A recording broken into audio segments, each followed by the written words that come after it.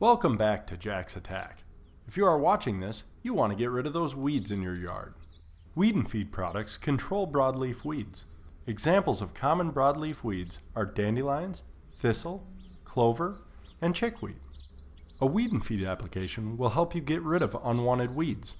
It will also provide valuable nutrients to your lawn to make it green and lush. Once the weeds start coming up, now is the time to put down a weed and feed product. This is important because a weed and feed product does not prevent weeds from coming up. It only kills the weeds that are there. There are 3 things you need to do when applying a weed and feed product to get the results you are looking for. 1. Mow your lawn 1 to 2 days before applying. 2. Make sure the lawn is moist.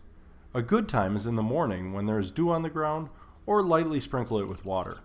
And 3. Don't water or mow for 1 to 2 days after you applied a weed and feed product. People and pets can enjoy the lawn when the treated area is dry. The best defense against broadleaf weeds from taking over your lawn is to feed your lawn about every 6 to 8 weeks to keep it lush and help choke out the weeds.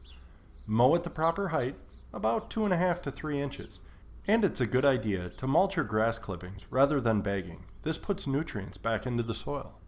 This is Jack's Attack on DIY Lawn Care. Check back for more videos and be the envy of the neighborhood.